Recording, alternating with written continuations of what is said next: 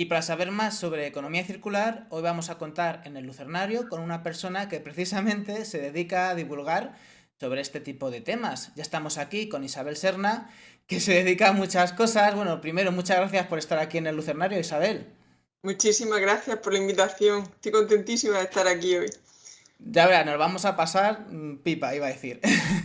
Bueno, Isabel, haces muchas cosas, eres técnico de desarrollo local y responsable de proyectos europeos en el Ayuntamiento de Ceutí, en Murcia, y eres una activista también muy destacada en Madres por el Clima, y muy importante también doctorando, creo que se dice así, ¿no? Cuando estás haciendo un doctorado, ¿no? Sí, Doctorando en economía circular en el sector de la construcción.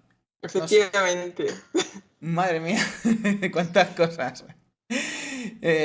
Bueno, pues ya hemos hablado, ¿verdad, Almu, en la presentación de, bueno, ese dibujo básico de lo que es la economía circular, ¿no? Ese cambio de esa línea con un principio y un fin a este círculo para convertir el residuo en un recurso. Pero Isabel, nos interesa un poco tu visión, ¿no? Más allá de este esquema básico, pues, ¿qué es para ti lo más importante de la economía circular?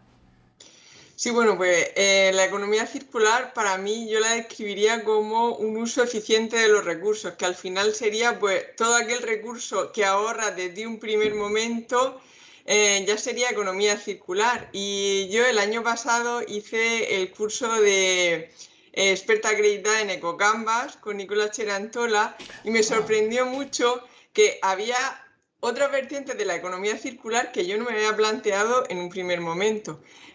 Por ejemplo, es muy importante el ecodiseño, que al final es diseñar un producto de manera que tengan todos sus materiales la mayor vida posible, lo más larga posible.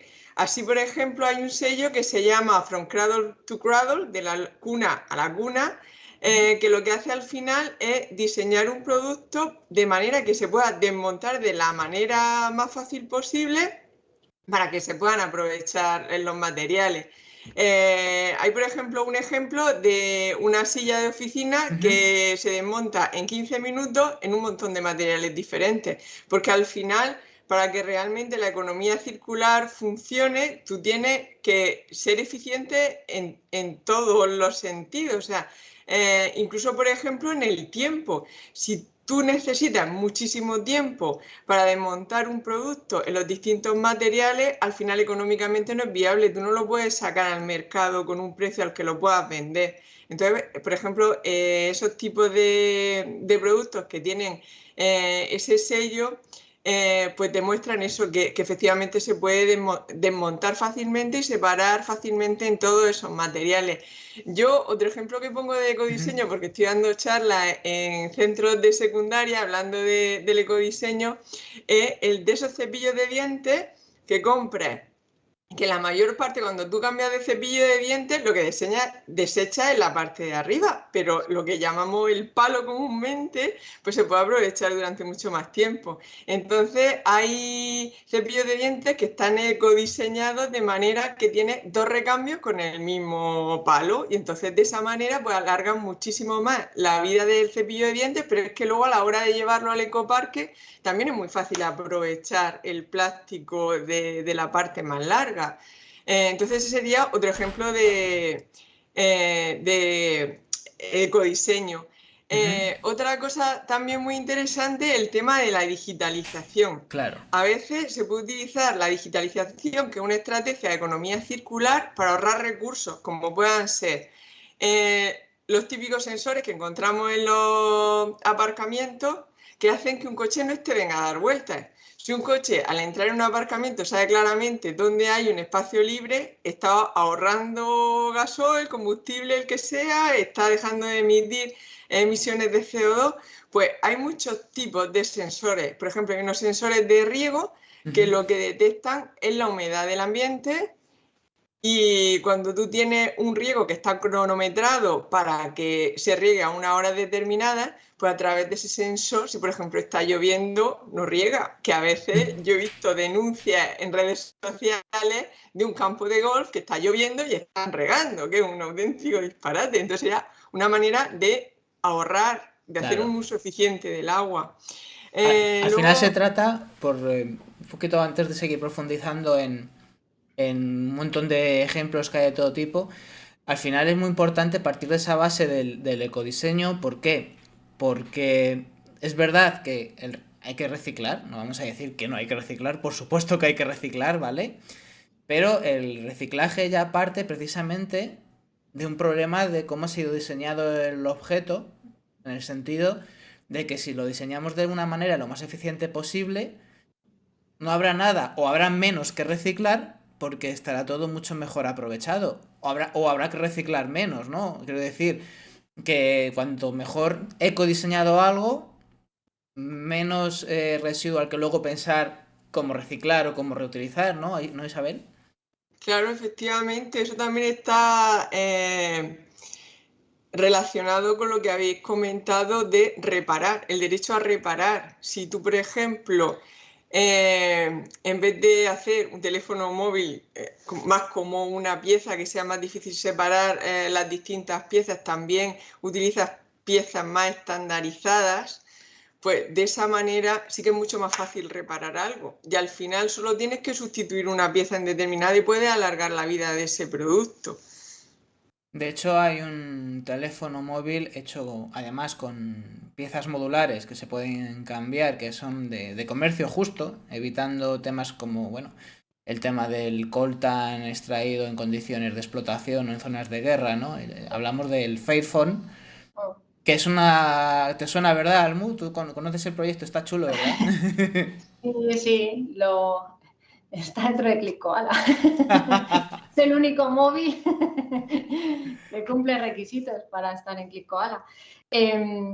Isabel, yo quería que, de todo esto que estás hablando, ¿no? Profundizar un poco en que hemos hablado antes, ¿no? De que la economía circular es un poco romper la linealidad de la economía, pero no solamente de lo que estás hablando, no solamente de reducir residuos o hacer un diseño o un producto que sea más duradero en el tiempo. Al final de lo que estás hablando es de una mayor eficiencia. O sea, menores residuos, materiales más duraderos, o sea, todo lo contrario a en lo que nosotros, nuestra generación, se ha criado, ¿no? Es un cambio de paradigma, ¿no?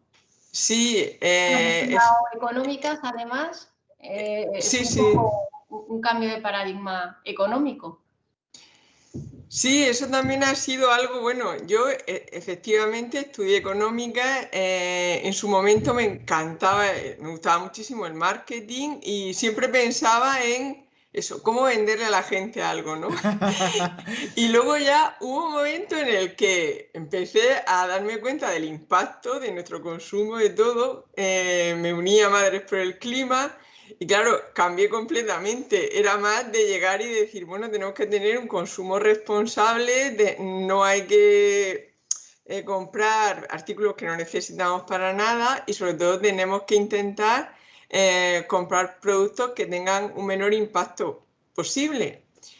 Y al hilo de lo que estabas comentando, por ejemplo, una cosa que me gusta a mí mucho es un concepto de economía circular que es la servitización, que lo que hace es que lucha de alguna manera contra la obsolescencia programada, porque precisamente lo que tú quieres es que el producto no se rompa, sino Claro. que funcione durante mucho tiempo.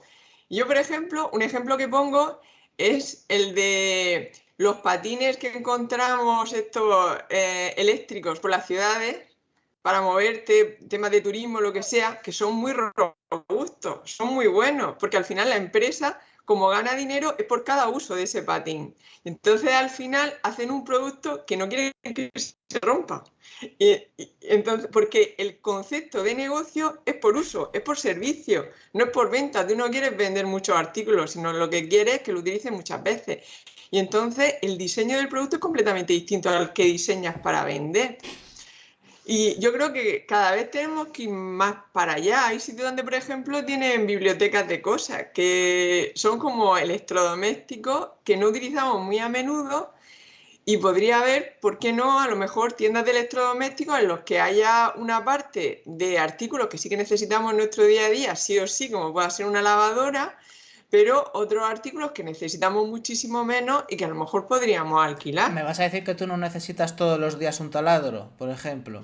Pues ese es el ejemplo que pongo en las charlas. El taladro, Todos los vamos, días hay que hacer algún taladro. efectivamente. Sí, sí, sí, sí, sí. Creo que es el ejemplo más claro. También los Repair Café, que es una iniciativa en Madrid, hay Repair Café y se está extendiendo también. Bueno, que son lugares donde a la gente pues se le enseña a reparar cosas, ¿no? Hay una cosa que me interesa por añadir un poco más o andar un poco más. Que además yo sé que a Almu le encanta la economía, claro, pero la economía que nos enseñan en las facultades o también lo que nos enseñan bueno, en los institutos o en los coles es que nos han enseñado, Almu, una teoría económica que realmente está un poco anticuada y que han separado de la ecología, ¿no? Que al final la economía, tú lo sabes, Isabel, va de administrar recursos para satisfacer necesidades, pero a los señores que hacen los manuales de economía se les olvida que esos recursos son escasos. Que hay, ¿no?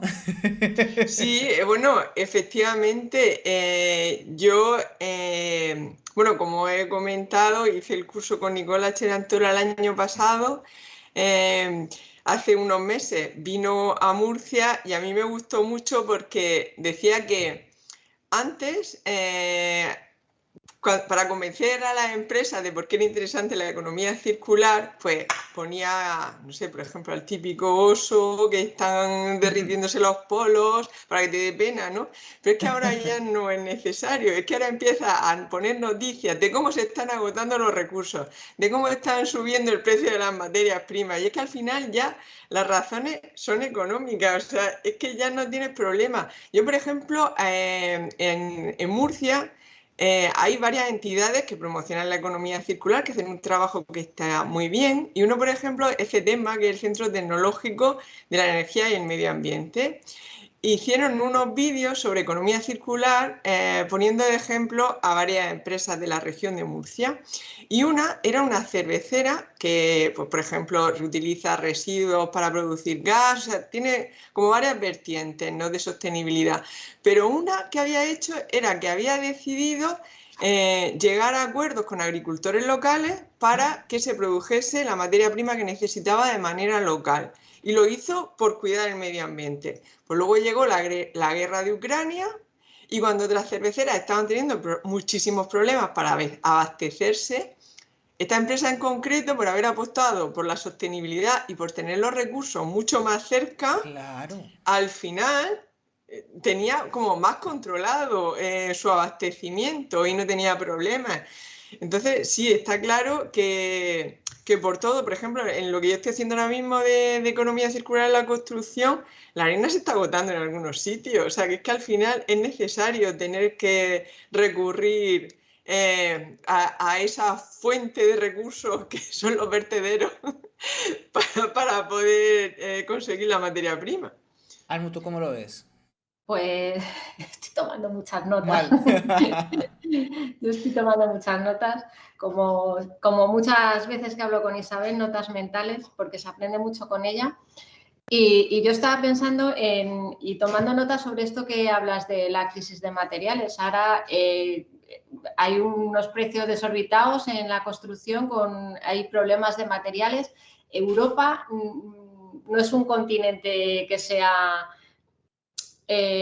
caracterice por ser extractivo. Nos vamos a otros sitios a extraer materias primas y se está impulsando mucho desde Europa precisamente esto. Es que se abren un montón de posibilidades, o sea, y realmente, además de las posibilidades que te abre la economía circular, es que es una necesidad real, porque, bueno, háblanos un poco del tema de la simbiosis industrial y cómo se pueden generar materiales desde el residuo sin tener que extraerlos, porque a mí me parece apasionante. Sí, bueno, bien.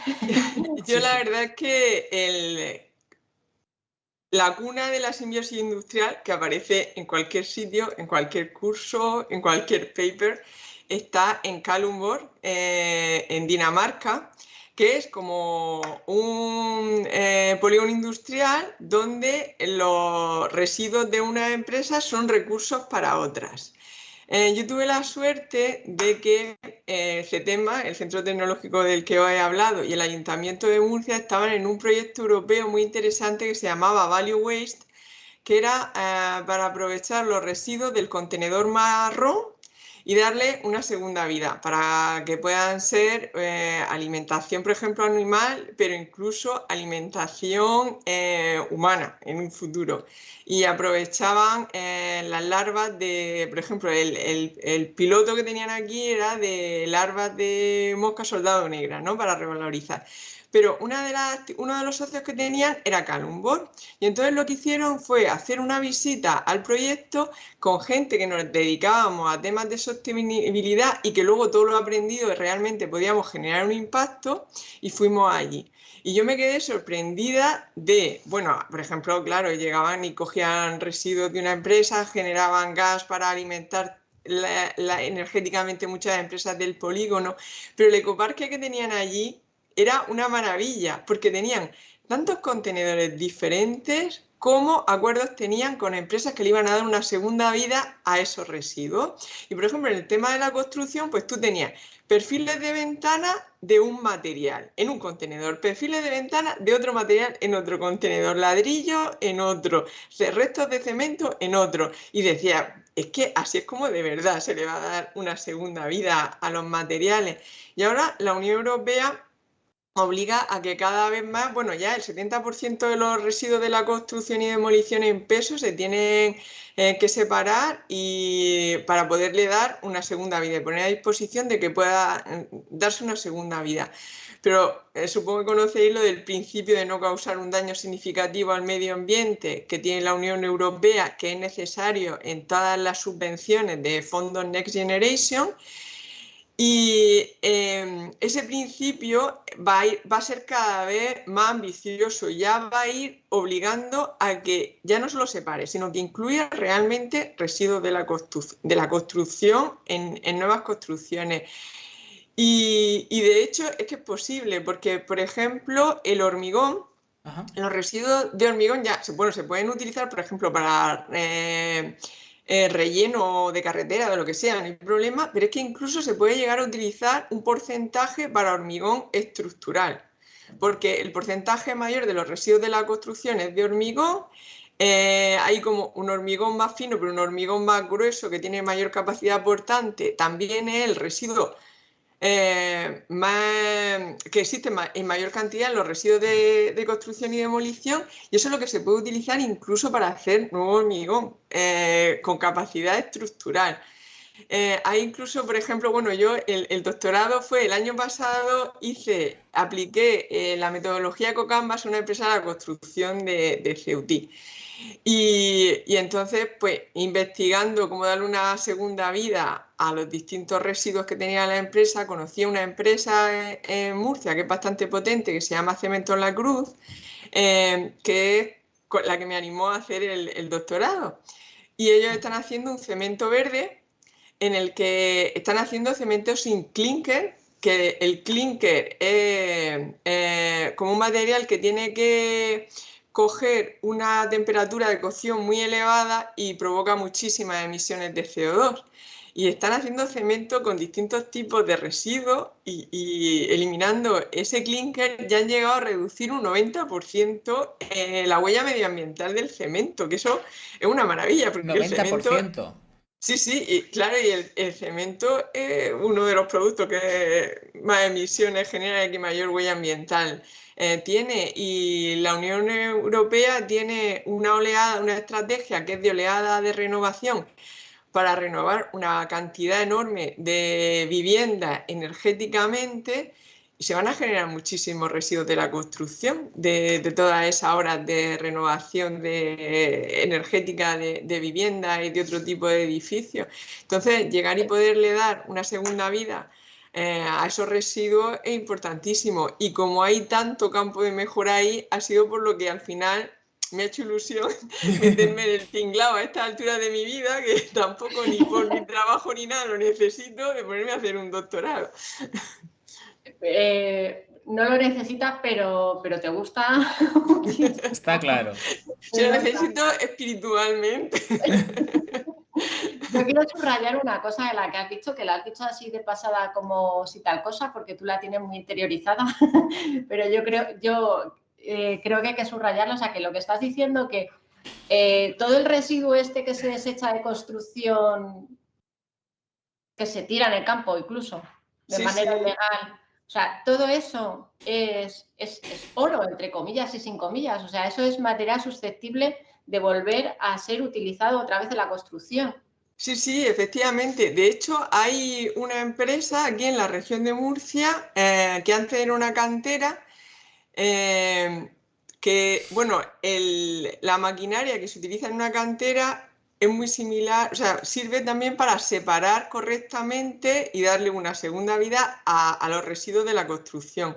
Entonces, en esa empresa, las empresas de construcción pueden llevar sus residuos y si los residuos están bien separados, porque la tasa de vertedero es elevadísima y a veces el problema de que lo arrojen de esa manera es precisamente porque les cobran muchísimo por depositarlos correctamente.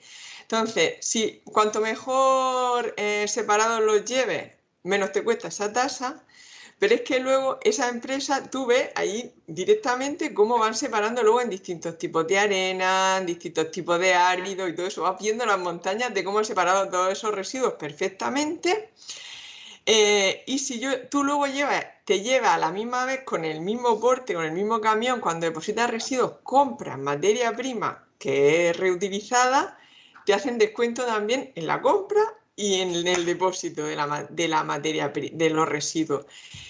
Y además, una cosa muy importante es que cuando tú quieres reutilizar residuos de la construcción, tienes que hacer unos test para comprobar pues la absorción de agua, la capacidad aportante, que yo que sé, que a lo mejor no se desintegra. Imagínate que pasa un camión por encima o algo y de repente pues los gránulos se rompen con más facilidad, eso puede ser un problema muy grande, ¿no? Pues ellos les realizan todos esos test que una empresa de construcción necesita cuando compra los materiales. Entonces, al final, vamos, pero es que el problema es que la gente, hay mucho desconocimiento. Una cosa que está haciendo muy interesante esta empresa de Cementos La Cruz y que ha empezado a hacer este año, y en colaboración también con esta empresa que le da una segunda vida a los residuos, es hacer visitas con estudiantes que están terminando la carrera, que van a ser futuros profesionales de la construcción, con colegios, por ejemplo, de arquitectos también para que lo conozcan, porque es que no lo conocen, no conocen que puede haber un cemento verde que perfectamente te puede funcionar y que te reduce muchísimo la huella medioambiental y que puedes aprovechar esos materiales y que sí tienen todos esos test que ellos están demandando. A día de hoy, en el siglo XXI y con la que está cayendo, todavía no ha llegado del todo a las aulas, quieres decir, todos estos temas, a los futuros profesionales del mañana. Sí, efectivamente. Es que, bueno, precisamente nosotros ahora mismo, el Ayuntamiento de Ceuta está en un proyecto europeo que se llama BIM for Energy, con la Universidad Politécnica de Cartagena. Y la Universidad Politécnica de Cartagena tiene el segundo máster oficial en metodología BIM. La metodología BIM es una manera de hacer modelos de edificios, de lo que sea, en 3D y es mucho más eficiente, no tienes errores. Por ejemplo, imagínate, a lo mejor tú te guías por plano, vas a llevar una pieza, cuando la vas a llevar no encaja. A lo mejor eso pasa. Bueno, ahora incluso con maquinaria 3D directamente del modelo 3D, imprime en 3D y no tiene ningún tipo de error. Pero es que la metodología BIM lo que tiene es posibilidad de análisis de ciclo de vida de productos, de ir mirando el mantenimiento del edificio. Ahora ya cuando en los edificios también la metodología BIM te permite ecodiseñar. Ahora ya se dice que los edificios ya no se pueden demoler, se tienen que deconstruir. Tú tienes que construir y luego como desmontar, como si fuese un Lego. Y entonces la metodología BIM te permite todo esto. Bueno, pues la Universidad Politécnica de Cartagena, gente que lleva este Máster BIM, ¿no? Pues han empezado, por ejemplo, a hacer proyectos de análisis de ciclo de vida con la metodología BIM, que es algo que no se da. Y luego, nosotros en el proyecto en el que estamos está relacionado con la eficiencia energética, porque con la metodología BIM también puedes calcular la eficiencia energética de un edificio. Y relacionado con lo que os he comentado de todo ese dinero que hay para rehabilitar viviendas, que la gente no solemos solicitar esas subvenciones porque no sabemos cuál es la letra energética de nuestra vivienda, porque no tenemos ni idea de cómo mejorar la letra. Lo primero que te dicen es, tienes que pasar de la letra tal a la letra cual, y tú te quedas diciendo, ¿y eso cómo lo hago? Bueno, pues nosotros con esta subvención lo que vamos a hacer es que vamos a hacer una aplicación en la que, bueno, tanto las personas como técnicos de las administraciones públicas pueden ver cuál es la letra energética de un edificio, de una vivienda, cómo la pueden mejorar, qué tipo de materiales, de aislamientos puede ir cambiando. Vas viendo cuál es la mínima inversión que necesitas para mejorar al máximo la letra energética y luego cuánto tarda en recuperar la inversión a través de los ahorros que se producen. ¿Y eso lo vais a hacer en vuestro municipio, dices? Sí, eso en un proyecto europeo en el que ya estamos, que empezó en septiembre del año pasado. Los socios son la Universidad Politécnica de Cartagena, una universidad de Rumanía que tiene un máster de construcción sostenible, otro centro de formación de Lituania, luego dos ayuntamientos que al final lo que queremos es, pues tanto técnicos como para beneficiar a la población, estamos interesados en los resultados del proyecto, y una empresa noruega especialista en BIM, que son los que van a desarrollar esa aplicación. Y lo que se van a coger como modelo van a ser el típico dúplex que encuentran muchísimo en Ceuta y en cualquier otro sitio de España. En Lituania van a coger un edificio de 5 plantas de la época comunista que lo hacían todos como si fueran calcamonías. Sí. Y luego en Rumanía un centro educativo como un colegio. Entonces se va a hacer el modelo BIM y luego se va a extrapolar como esos datos a una aplicación para que se pueda aplicar a distintos tipos de construcciones. Y para que yo, como vecino, por ejemplo, yo mañana, como vecino de Ceutí, a través de esta aplicación podré, bueno, tener la mejor disposición energética, la mayor eficiencia energética en mi casa, ¿no? O podré, digamos, mejorar en ese sentido, ¿no? Sí, claro, sobre todo saber cuál es la letra energética de tu casa, por ejemplo, pues poniendo datos sobre los cerramientos que tienes en tu casa, metros cuadrados, disposición, por ejemplo, los metros de las ventanas, que es muy importante a la hora porque se escapa mucho el calor, y luego vas diciendo, venga, pues voy a cambiar las ventanas por ventanas de este tipo, voy a cambiar las puertas de las ventanas, o voy a aislar la vivienda, y vas como jugando, haciendo distintas alternativas de cambio, y vas viendo, según lo que vayas haciendo, cómo puedes ir mejorando la vivienda, cuánto te cuesta, cuánto va a ahorrar, y como, por ejemplo, ahora mismo hay subvenciones de fondos Next Generation para rehabilitación de viviendas en los que el porcentaje de ayuda depende de cuánto vaya a ahorrar energéticamente en la vivienda. Entonces, a lo mejor llega y solo se te aplica un 60% de la inversión total según cuánto ahorres, pero puede llegar hasta un 80%, se ahorra bastante. Entonces, al final es muy interesante saber si te metes en pedir una solicitud de subvención, en pedir un proyecto, que al final siempre hay que presentar un proyecto a la hora de pedir este tipo de ayuda, ¿te merece la pena o no te merece la pena? Pero ya no tiene que ser de Ceutí, es que lo que tienen los proyectos europeos es que hacer resultados que sean extrapolables a otros territorios. Entonces lo puedes hacer desde cualquier otro, porque también tendremos en cuenta, por ejemplo, la climatología. Esa aplicación tendrá en cuenta la climatología de la zona en la que tú estás viendo cómo es tu letra energética y cómo la puedes mejorar. Pero yo la podré utilizar, por ejemplo, desde Madrid.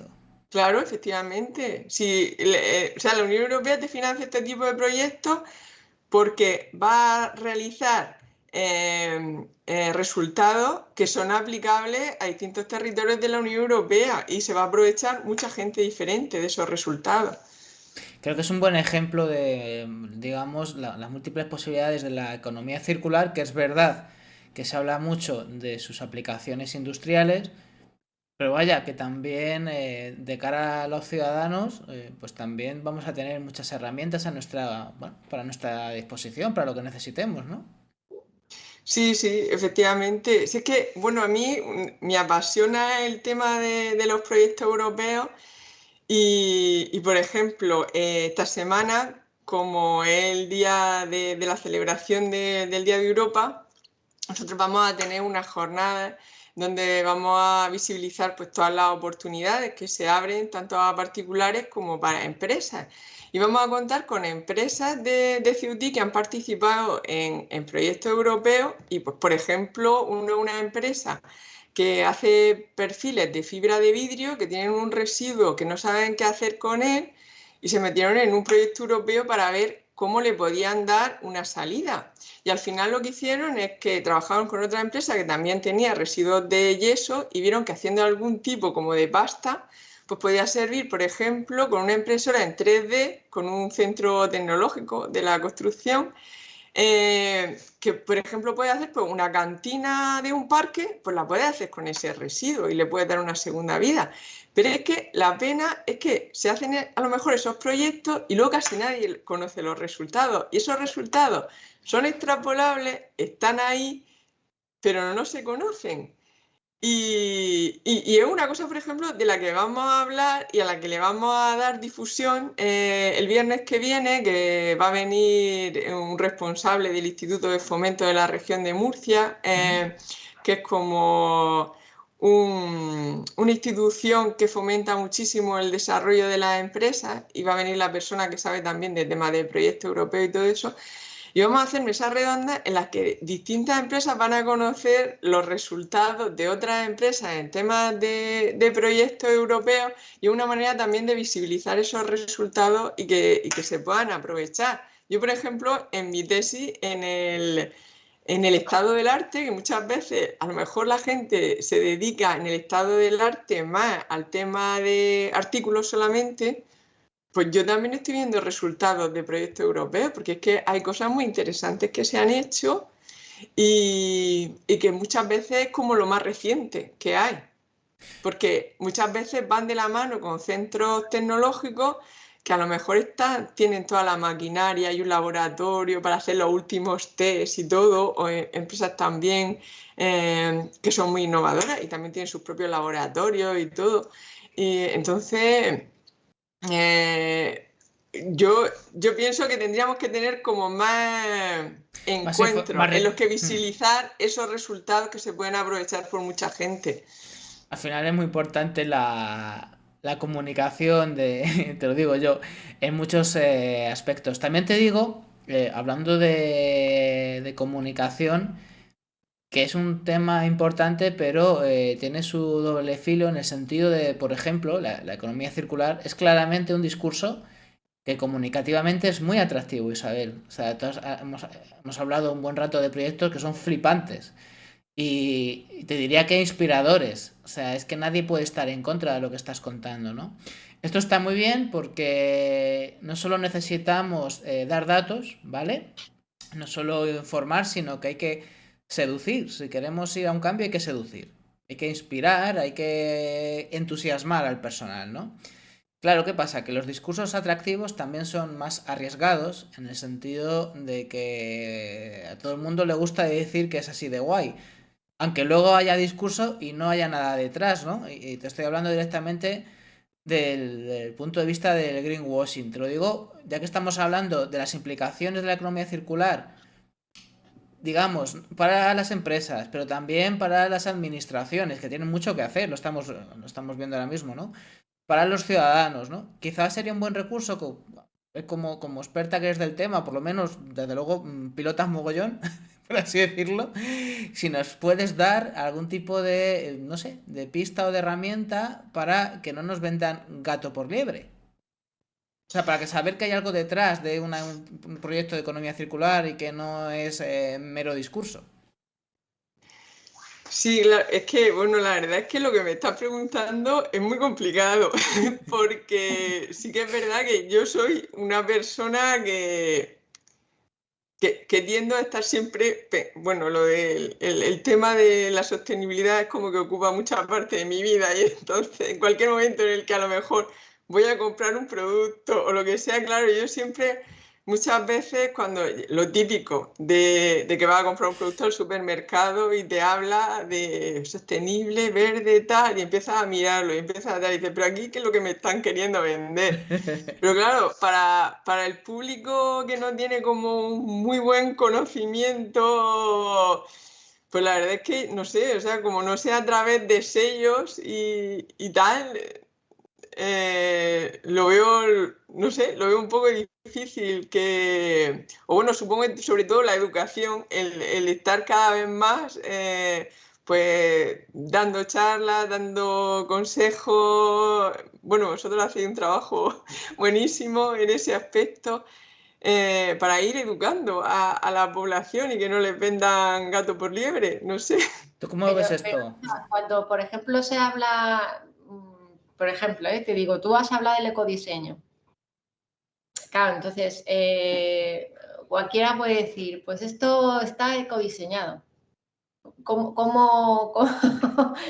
Claro, eso no lo tienen manera de saber. Está el sello que decías, el Cradle to Cradle, pero Sí. no todo el mundo tiene este sello, sin embargo sí que habla de ecodiseño. Aquí sí que no la pueden colar, ¿no? Claro, yo creo que tendrían que demostrar, por lo menos explicar en qué consiste el ecodiseño y cómo de verdad eso da lugar a que se puedan aprovechar luego los materiales lo máximo posible. Si no se explica un poco más, tampoco tenemos... Ahora, en teoría, cuando entre en vigor la ley esta nueva de consumo, en teoría, todo lo que digas lo vas a tener que demostrar. ¿Sabes quién me dio a mí una muy buena explicación sobre ecodiseño? Un buen parámetro que hay que tenerlo en cuenta. Un tal Nicola Cherantola, hace un montón de años, me dio un ejemplo bueno, yo creo que lo he visto un par de veces en mi vida, y me pareció un crack. Ya estaba con el ecodiseño, te hablo a lo mejor hace 10, 12 años, y me puso un ejemplo muy claro con los plásticos. Me dijo, bueno, la gente se mete mucho con los plásticos. Más allá del tema de que los tóxicos que tienen y que hay que ver cómo producirlos para eliminar esos tóxicos, que también hay bioplásticos o química un poco menos llena de tóxicos, ¿no? Claro, el problema de los plásticos, decía Nicola, es que tenemos un material que realmente es formidable desde el punto de vista industrial, porque un plástico dura incluso centenares o miles de años. Entonces, la lógica del ecodiseño es que si tú tienes, por ejemplo, en este caso, un material que te puede durar miles de años o cientos de años, ¿cómo es posible, alma de cántaro, que uses ese material para algo que es usar y tirar?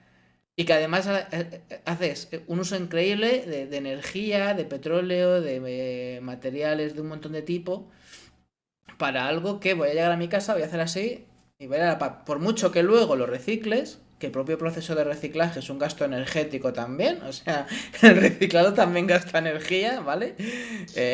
No tiene ningún sentido, ¿no? Y esto es muy interesante también, porque yo creo que sí que es una reflexión muy, muy potente. Cuando nos hablan empresas de economía circular, entender también, bueno, que las propias lógicas, ¿no? Del tipo de materiales que usan, ¿no? Para ver si nos están vendiendo gato por liebre. A lo mejor está genial que hagan economía circular con las bolsas, pero si evitamos producir bolsas, mucho mejor, ¿no? Más ecodiseño, más eco-cabeza. Sí, claro.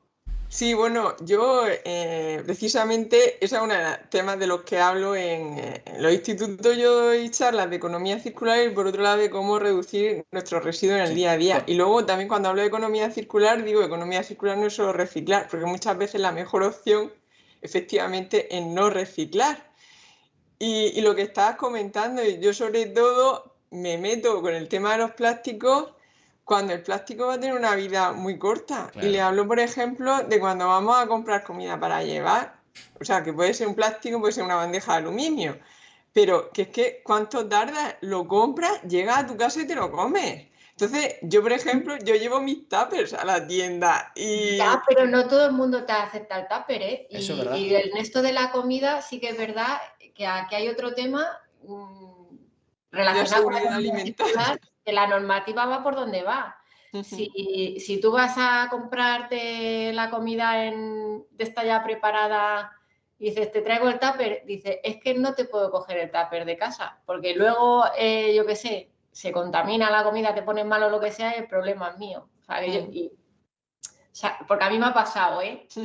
Antes, cuando vivíamos en Barcelona, de vez en cuando íbamos a comprar a un sitio esto de comida preparadas y íbamos con el tupper, ¿no? Te lo puedo echar en el tupper. O sea que es un problema eso, ¿eh? Sí, bueno, ahora en los supermercados tienen que aceptar los tuppers, pero es verdad que hay algunos que no se quieren arriesgar. En el súper sí, pero en el tema de comida preparada, de hecho hay una empresa ahora que no me acuerdo cómo se llama, no me acuerdo. Ellos lo que hacen es, está muy bien la idea, es economía circular también, lo que te hacen es un tupper, que o sea, tú te llevas la comida del restaurante o lo que sea en un tupper de plástico, pero que es reutilizable. O sea, tú lo puedes llevar al establecimiento, no me acuerdo cómo se llaman. Entonces lo puedes llevar como si fuera como antiguamente se lleva los cascos de la botella de refresco de cerveza, pues igual. Tú llevas el tupper para que lo devuelves, pagas eso está muy bien, porque por el tema en la comida pasa eso, que por temas de sanitarios y demás no te o sea, que hay cosas. Claro, la higiene lo que básica de la seguridad alimentaria. Sí. Son temas muy complejos. Claro, es que el ecodiseño tiene que llegar a todas las facetas de la vida, ¿no? Quiero decir, en el ámbito industrial está claro, pero también tiene que haber mentes pensantes que entiendan todo este circuito, ¿no? O sea, también tiene que haber... Está genial además, Almu, que hablemos de ejemplos cotidianos porque es que eso así, es que hay mucha gente que tiene esa o peripecias parecidas, ¿no? Entonces, que los que tienen que pensar en estas cosas ecodiseñen recipientes que no pongan en un brete, que también es el problema. A la persona que tiene un establecimiento de comida preparada, dice, claro, pero si como tú tengas un recipiente de plástico degradado, que además suelta mucha guarrería, mucho por lo que sea, y mañana has sufrido algún tipo de problema de salud, hay quien me dice a mí que no me vengas con el tema, ¿no? Todas esas historias que son el pan nuestro de cada día para muchísima gente, pues seguro que se pueden solucionar, pero claro, hay que pensar desde lo más industrial, los grandes sectores, pero también hasta a lo pequeño. O sea, esto es una revolución, Isabel, totalmente. Sí, yo además, bueno, yo hay otra R de la economía circular que es la de repensar. Y precisamente lo que estoy comentando, de llegar y pues algún recipiente y luego alguna manera de que ellos puedan lavar esos envases. Claro que al final también tiene que ser empresas que estén muy comprometidas, porque que se metan también en lavar los envases y todo. Pero bueno, también cada vez hay un consumidor cada vez más preocupado por el medio ambiente y que sí que puede apreciar ese cambio. Y luego, por ejemplo, de repensar, hay un ejemplo que yo pongo en las charlas de la pajita comestible, que también es una manera de generar un producto, por ejemplo, que no tenga residuos, sino que al final sea un producto que terminas comiéndote. Ya que sabe. No genera ningún tipo de residuo. Ya que sabe eso, ya por curiosidad. O sea, hay ejemplos ya de pajitas. Bueno, pues hay distintos sabores. O sea, es como una pajita, ¿no? Que puede ser así como tipo como de azúcar o algo así, que puede tener distintos colores y al final es pues, como una golosina que te tomas cuando terminas de tomarte el batido y de esa manera pues no genera ningún tipo de residuo.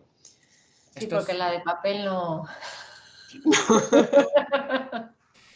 A ver, yo evidentemente se prefiere al plástico, pero ¿a qué te sabe? A mí me sabe, pues eso, cartón mojado. Vamos a saber. Sí, el sabor es malísimo. Pero bueno, las hay también reutilizables, ¿eh? Sí, bueno, en mi casa tenemos de esas reutilizables ya años, tienen las pajitas. Las metes en las vajillas y salen nuevas. Sí. Yo creo que hemos hablado ya un montón de cosas, de todo lo que estás investigando y estudiando, Isabel, de un montón de casos prácticos, de cosas fenomenales, increíbles que se están haciendo a nivel industrial. También hemos hablado de tu faceta, bueno, dando clases por madres por el clima, ¿no? Sobre todo en institutos, entiendo. No sé si falta algo más por completar el panorama de todo lo que haces, porque haces tantas cosas, por si acaso se nos hubiera quedado algo en el tintero. Bueno, es que la verdad es que, bueno, es que llevo casi todas las subvenciones ahí en el Ayuntamiento de Ceutí, entonces intento llevar la sostenibilidad a todo lo que puedo. Entonces, por ejemplo, un proyecto que nos han aprobado ahora es de hacer concursos de cambio de hábitos entre la gente de Ceutí. También intentamos siempre los fondos de Ecoembes. Uy, ay, perdón. No pasa nada. Sí, de Coembes decías. Pues tratamos, por ejemplo, los fondos de Ecoembes de comunicación, gastarlos de la manera más creativa posible. Estamos en Ciudades Amigas de la Infancia, que lo que hacemos son reuniones con los niños y adolescentes de Ciudad, que son como representantes, que realmente son representantes porque recogen las inquietudes de sus compañeros y luego trasladan lo que hablamos en las reuniones, y entonces intentamos pues poner en práctica pues cosas, a lo mejor inquietudes que tienen, necesidades que tienen, que pueden ser pues relacionadas, por ejemplo, con el deporte muchas veces, y otras relacionadas con la preocupación que tienen por el clima. Por ejemplo, el año pasado nos gastamos los fondos de Ecoembes en que a ellos se le ocurrió que la gente, a la hora de separar, porque claro, economía circular, por ejemplo, si las personas no separamos correctamente los residuos en nuestra casa, no van a poder tener una segunda vida. Y se le ocurrió hacer rimas de cada residuo para que se te quede dónde lo tienes que llevar, hacer rimas. Hicimos un concurso de rimas y la rima ganadora se llevaba camisetas con su rima para luego pues, pasear por la calle con la rima, visibilizar de esa manera ese mensaje. Entonces, esa es otra de las cosas que hacemos también en Ciuti. Pues qué guay, pues mira, es una manera de lo que decíamos, ¿no? Al final, de vender el producto. No, y que hace mucha falta porque se trata de repensar sí, y de inspirar, quería decir, perdón. Y una idea muy chula que se le ha quedado, que también vamos a poner en práctica, que ha sido idea de ellos, es que a veces la gente arroja los residuos al suelo, y es que yo hay una cosa que no entiendo porque la gente tira cosas al suelo, y es dibujar huellas por la calle que te lleven a una papelera, y así a la gente no puede fallar, ya saben dónde hay una papelera en la calle. Qué importante es la creatividad, ¿eh? Dime, Almu. No, que está muy guay, que lo que decía antes, que decía que no, que vender cosas que no... Lo que habías aprendido del marketing y demás, sí que se te han quedado cosas, pero ves que el marketing también puede tener buenos fines. Sí, efectivamente.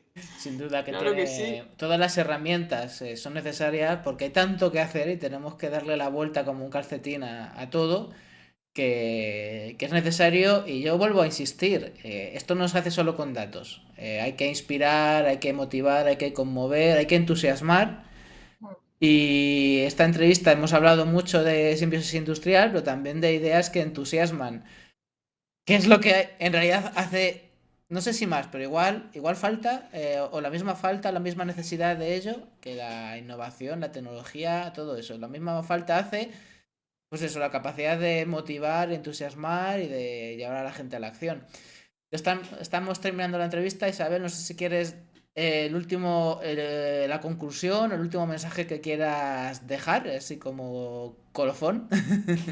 Bueno, pues yo, a mí la verdad es que me gustaría que la gente cada vez se fije más en todo lo que es la economía circular. Una vez que empiezas a aprender algo sobre ello, cada vez te das cuenta de cuántas posibilidades tiene la economía circular, que la gente desde el día a día intentan consumir productos de ese tipo. Voy a poner un ejemplo, que son mis pendientes, que son de plástico, de plástico abandonado a orillas del Mar Menor, que es de una empresa de San Pedro del Pinatar, en la costa murciana, que vamos, a mí me gusta muchísimo. Hacen recogidas de plástico con la gente y luego lo transforman en productos muy bonitos. Entonces nosotros en nuestro día a día perfectamente podemos, a la hora de tomar nuestras decisiones de consumo, gastarnos el dinero en productos procedentes de la economía circular,